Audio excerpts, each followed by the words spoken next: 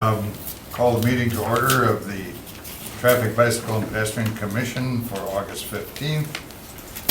We will notice that all the members are present except for Mike Sobiak, but do you want to introduce yourself for the recordings? Sure. I'm Steve Meisner. It's M-E-I-S-N-E-R, and I am an officer with the City of Green Bay Police Department. Okay, stand again for Mike. Is there a motion to approve of the agenda and the minutes? Motion to approve agenda and minutes. Is there a second? Second. Second by the Alder. All in favor signify by saying aye. Aye. Opposed, nay. The ayes have it. General business, consideration of possible action on the report of the police department on the monthly traffic enforcement unit traffic safety plan. All right. In July, there was a total of 219 total crashes, no fatalities, 61 hit and runs, which is a bit high, but crashes were trending down last month. There was 185 property damage and 34 injury accidents. The traffic stops, we had 642 total with 554 citations, 421 warnings, and I guess concerning to me would be 35 OWIs. Traffic deployments, we have several traffic deployments planned for the upcoming month. There's 3 OWI task forces, so those are the countywide ones. We have 3 click it or ticket, 3 just Green Bay alcohol enforcement nights, 5 Brown County Speed Task Force, and 3 Green Bay pedestrian bicycle enforcements. Traffic complaints there's quite a few this month, and the traffic division is working on those. Looks like there were several speed boards put out this week, or for this last month. It was good to see there's nothing over high risk and no 20 or over. Dousman and Greenwood seems to be a very busy address or area. I think that's roughly the traffic report summarized. A lot of good information. Questions by anyone on the commission? I have one question. So I know what you do for like OWI and click it or ticket, but what do you do for Green Bay pedestrian and bicycle enforcement? That's what I'd like to know. So I was on the traffic division before I went to the drug unit, and I'm not 100% sure, but what we used to do, it was similar to an Operation Frogger, where they're looking at crosswalk violations, stuff like that, making sure that the bicycles are using bicycle lanes rather than the sidewalks, stuff like that. So I can't say for sure, but in the past, that's what I would guess it would be based on what I did in the past. So. You have a couple things related to Brown County Cooperation. I'm a new member of the Board of Supervisors. Mm-hmm. When you have that cooperative arrangement between the city and the county, does county law enforcement, the sheriff's department, come into the city, or is that strictly outside? Actually, it's anybody in the county, generally. So a Brown County Task Force would be Brown County, Hobart, Lawrence, Ashwaubenon, the city of Green Bay. It's just whoever they can get on overtime to come in, but it's all done collectively at the same time, same channel, compiling stats. Usually, generally, it's a state-funded grant that does that. But yeah, there's every agency in town pretty much would be a part of that. Okay. Other questions by the commissioners? I have a question. So Yes, Dan? I think I've asked one other time, but for the bicycle and the pedestrian crashes in your analysis area number 1, can I get a copy of the actual incident report so I can see what the conditions were? I don't have that, but I can surely make Put it that on the top available slide? for you. Yeah, I mean, I don't have that information currently, but I can get somebody to get that for you. Yeah. I'd like to read into it a little bit more. Sure. I do know, as part of this community maps, when I look at these enforcement priority areas, and you'll see the breakdown of the crashes, that's actually on the community maps website that's accessible to anybody. Okay. And you will get some Through basic cities- information, cities basic GIS. crash. It's actually its own website. It's it is GIS based, yes, but it's not the same as Brown Dog. Yeah. County. Yep. No, but it's Um, the cities. right? No, it's state. States. Oh, State, okay. yeah, it contains predictive analytics and some other tools that you can use for analyzing crashes, but I do know that it does provide some basic crash information. Okay. So you'll see these flags that are on there, the contributing factors, but then it'll get into more specifics on location, time, things like that. It may not give you everything you're looking for, but at least you'll be able to maybe see some of them, and like, let's just say one's at night. You're like, well, I don't really want to look at that one. At least you can at least then start to narrow it down and go, I'd like to see reports, you know, A, B, and C or something. Yeah, because I used to help Cole put together those crash study reports, and we used to dig into all the stuff on the top slab. So I'd like to look into the bike and ped ones. Great. Okay, any other questions or comments? Yeah, my only other comment, I actually got an email this month from someone who wanted to let me know that their son got hit on their bike on Mason and Baird intersection by a teen driver, and the son just waved him off because it was just a scratch. But they wanted to know where they could report things like that if they don't report it to the police. Generally, you would want to report that to the Okay. police. They said they did, but they were like, is there anything else that they could do? And that was where I was like, I don't really know if there is. I guess it just depends on what they're looking to report. More, but- they just wanted to know how to get more enforcement there, but they said they, Yeah, the police department, I mean, I would direct it to Lieutenant Sobiak, he's the one who would Okay. oversee the traffic team, so, but I can put that down as well, yeah, and like you said, she said they actually filed a report, yeah. but she wanted to know what else I could do, and that's a tough one, because it's like, I don't really know. You did the right thing just now. Brought it up Okay. one more time. Is there a motion to receive and place on file? Motion to receive and place on file. I will second. All right, moved and second. All in favor, signify by saying aye. Aye. Opposed, nay. The ayes have it. Initial request with a possible action by Alderman Scannell on behalf of Faith Nolde, is that how you say it? Close enough. To establish a no parking here to corner zone on the south side of Hubbard Street at Allard Drive. Alder, would you like to address that first? Sure. Faith called me frantically. This has been going on a long time and she's at her wit's end.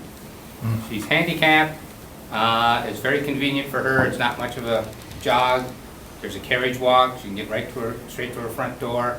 And he insists on parking right in front of it. And she's talked to him, asked him, just park a little further up. No big deal. But apparently it is for him. He seems to be intent on blocking her off. And he has that right. He can park there. I mean, there's nothing that said you can't ticket him or anything. So, talking to Dave, we thought perhaps if you put a no parking there, no one can park there, but a no parking zone is automatically a loading zone and unloading zone. So she would be able to put on her flashers, load up, load, unload, whatever, and then she can move her car. She doesn't really need to park there. She just needs to have, and I thought, any way we can do something to help someone who has a handicap, make the city more accessible for them, make them more, enrich their lives in any way we can, I think it's a good policy. So, and if she should ever move or whatever, then it really doesn't hurt to have that space as no parking. And if someone in the future says, I want to park there, there's no reason for this, they can petition and it's easily changed. Sure. So it seems like the only solution, given the refusal of the neighbor to be neighborly. It's very unfortunate. I mean, it'd be a very simple thing if, and she tried. But like I said, she's been dealing with this for about 2 years and she's at her wit's end, and the handicap's only getting worse. So what you're telling me is you're gonna gain a vote and you're gonna lose a vote. Well, not me. This is it for me. I'm done. I don't have to worry about votes anymore. Just kidding. Dave? Yeah, I know. Well, just so everyone has an idea of the context, I'm sure you saw the zoomed out map before this. So this is just east of West High School. So Allard Avenue is actually one of the streets. This is the eastern border of West High School. Second intersection north of Shawano Avenue. So this is the property where Faith lives. this carriage walk is Well, on. you can see he's parked there. He's What parked the there. heck? That's awesome. Yeah. Actually, I think that's her, because, I actually went out there today, Oh, and this white pickup truck, right here. that's hers? That's hers, and she's parked right in front of the carriage walk. Oh, so she's beating him to it. Right. Yeah, and I was kind of curious too, because there was she put a bunch of brush in that carriage walk, so she can't even use it. But that's just what I saw today. Okay. So, I guess the request, and Randy, he came to my office, was the last week we talked about this, and just for full disclosure, there is already a no parking zone on Allard that she could use as for, anyone, a loading zone is consistent of a no parking zone. So as long as you are in the activity of loading, unloading goods, passengers, whatever, it's completely legal to do within a no parking zone. It happens all the time, in school zones, you see it. And what I advise people to do is just put on your flashers, keep your trunk open. If you got groceries going in and out, parking vision will most likely just leave you alone, the law. How far away is the one that's currently there? It's right here. It's just on the right side of the screen. So she's on the corner property. All I'm saying, this is a 2-hour zone where she is right here. And maybe this Blazer, I don't know, it's Equinox or whatever, maybe that's the neighbor. Maybe. And, parking forward this way. But like I was saying, corner property, this street right here is actually no parking, this side of the street over there. So, like I said, by default, it is already an active loading zone. But, I understand, she's disabled, this does get her closer to the front door. And So, I did talk to her about that possibility, and she was real nervous about, because there's no carriage walk or anything there, so in the winter, you can have the snowbank, she would have to be going on the Allard side, and that's real close to West High, it's kind of a lot of traffic there. She didn't feel comfortable going out on Allard, walking to the corner, and then, of course, it is a little bit further. Sure. So, yeah. look at that. Yeah, but What's the length of the no parking zone gonna be? I think she was asking for the entire length of her property, Well, width of it, which, those are smaller lots, so, it would probably end up being like 50 feet or something like that, 50 to 75 feet. But I did confirm that with her vehicle. Okay. Questions? Any comments? Dan? Yeah, Dave, is it quite a bit busier on Allard Street traffic-wise than, mean- Yeah, I think so. You're gonna get some cut through between Shawano and Dousman. It kind of serves, it's not a collector by any means, Yeah. but I would, loosely call it like a residential collector. There's Cam Place intersects with it. especially during the Hubbard school does. year and stuff? So it feeds out to the arterial system. So, you're definitely gonna have more traffic on Allard than you probably do in this segment of Hubbard Street. Okay. Is there any reason not to? It just reduces the amount of available parking for the neighborhood. That's, at the end of the day, that's what happens. I don't have a safety concern. If anything, it just, maybe creates a little bit more intersection, sight distance and things like that, which, doesn't hurt anything. It's just, I have no idea how busy this gets over there, especially during school time.